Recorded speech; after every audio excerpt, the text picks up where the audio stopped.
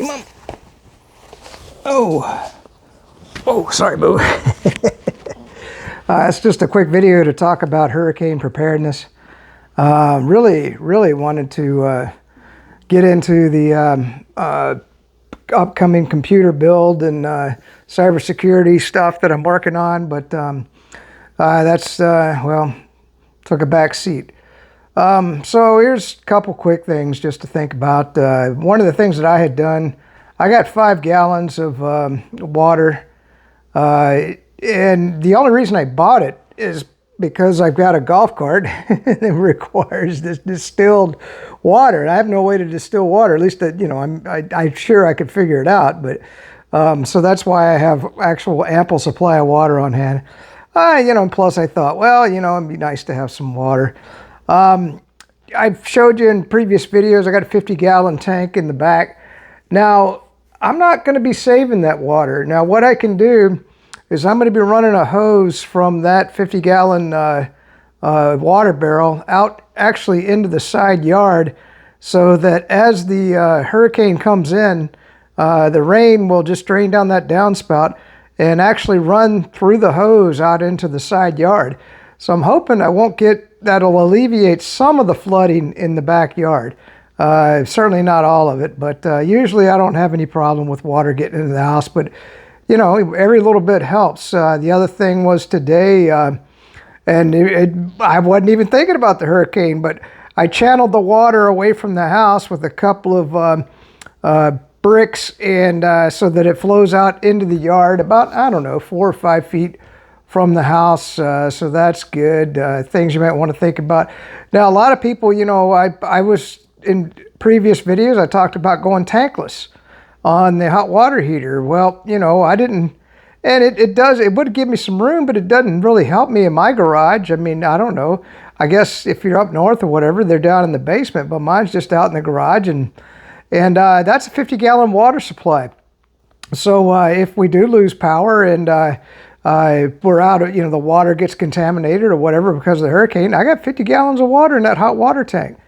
I don't have any bathtubs. I put in handicap showers, so that's not a possibility. The other thing that I'll be doing is, before a hurricane, is I've got these ice packs. I took them all out of the freezer because right now I can't go camping or play golf or do anything. I just keep a couple of them in the freezer, just because, you know, when I go maybe to the park to walk him I can only go about a mile or two. So I only need just 1 or 2 or 3 ice packs. Now, what I'll do before the hurricane, you know, and you should do this too, is load up that freezer with everything that can freeze.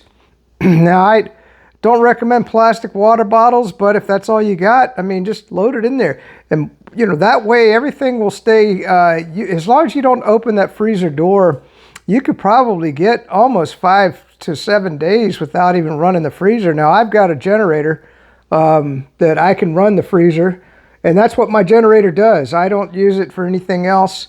Now, and the other thing for me is, you know, because I want to watch what's going on with, you know, everything, you know, because with the power out, I got this TV on a UPS APC power supply. And that'll probably run that TV for, I don't know, 24, 48 hours at least, maybe even longer, because it's just a TV. That LCD TV doesn't draw that much power. And then, of course, I can run the laptop off of the other uninterrupted power supply in the office. So I've got the backup generator running the fridge. So I can watch TV, and well, as long as the internet doesn't go out. Now, it's fiber and it's underground. I assume in previous emergency situations, my internet never went out. It was just a matter of powering the devices in the house. And so I got ample supply of all that. Anything else to think about before the hurricane? Oh, yeah. Luckily, I'm not married no more, you know. And the wives, they always want to put all these little things out in the yard that they're just going to fly around and smash into everything. So then what happens is, you know, you need to get out there and bring that stuff into the house. You got to get it out. Well, luckily, I've been getting rid of a lot of that stuff because, you know, I knew there's handicapped, you know, if the stuff hit the fan, I didn't want to be out there taking care of all her little trinkets and stuff. And so, yeah, is there still some of it out there? Yeah, I got 2 little ducklings in the front and stuff. And so all that stuff I'm going to have to bring into the garage or whatever, what's left of it. Now, I've gotten rid of a lot of it. So, you know, and so what I'm saying is, if you're not married, or even if you are married, tell the wife, look, that's just a projectile in a hurricane, you know, or high winds. Get rid of it. I mean, there's no reason to have that stupid stuff. If you want something in the yard that looks nice, plant a plant. Okay, even a little grassy plant. I mean, you know, it's not going to uproot in a hurricane and blow up. I mean, even if it does, it's a dirt ball that might hit your house. You know, it's not like a big piece of metal that's going to be flying into your house because it's sitting loose on top of your rock. So that was the other thing. Now, and the other thing that I love watching everybody scurry to the stores as everything runs out. You know, I'm a prepper. I didn't even think about the hurricane until today.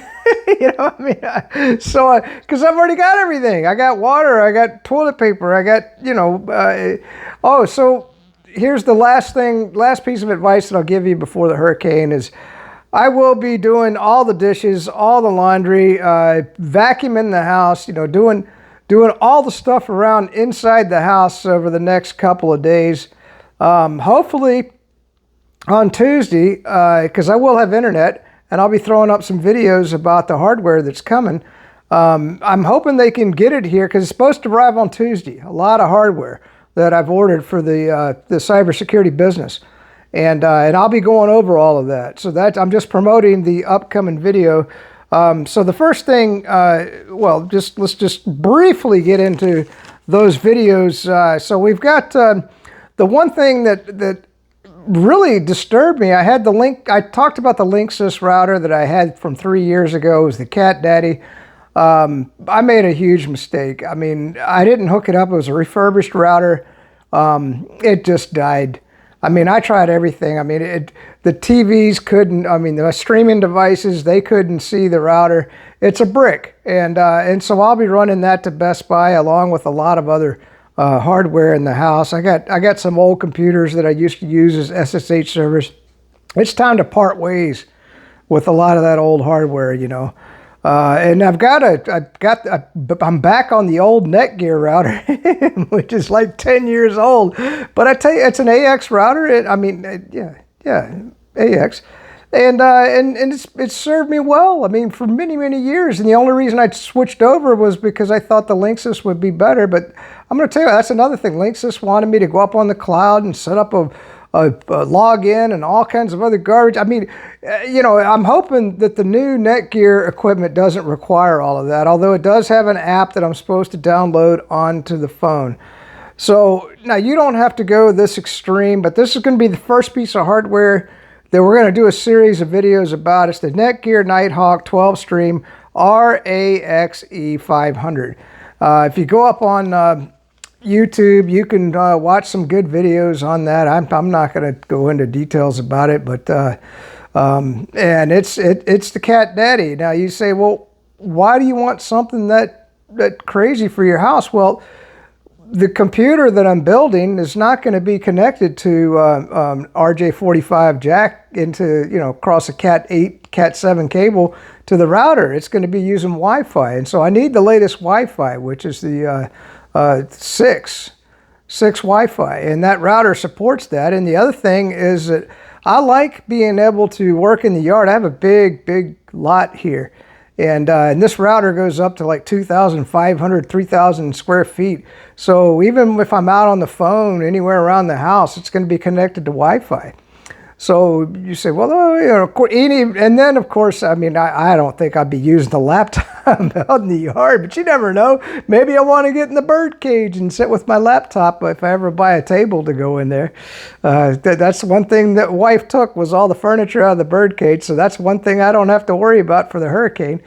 So that's going to be it. And I'm going to get into all the details on all the other equipment. There were some huge problems with the CPU as far as price difference went, and I could tell you why I did what I did. There was a lot of different options with the motherboards. The motherboard I bought was a compromise. It wasn't the best, but it was a good compromise. You know, like I said, the router is definitely an overkill. Well, a lot of it. And then, of course, today I just bought the PC cooler, and I'll get into that. And I got the AMD, or the AMD 4 socket version of the cooler. Now, they make one that's supposed to be compatible with multiple CPUs, and you might say, well, why didn't you get that one? Well, I'm going to tell you, once I build a computer, it's very rare that I go in and upgrade it. I mean, if I do, I'm going to add some memory on RAM, or I might add a hard drive, or, you know, or a hard drive fails and I've got to, you know, replace a hard drive. In all my years, I have never, ever ripped out a CPU and a cooler and put in a new CPU and a cooler. And I just never done it, because it's so gosh dang much work, and you're going to see what goes into building this PCs. So that's it, man. Peace out. Stay free. We got a lot of stuff on the political horizon. You know, I'm not supposed to talk politics on these videos, but I do love Governor DeSantis. Peace out. Stay free, and good to be in the free state of Florida. I don't want to go anywhere else.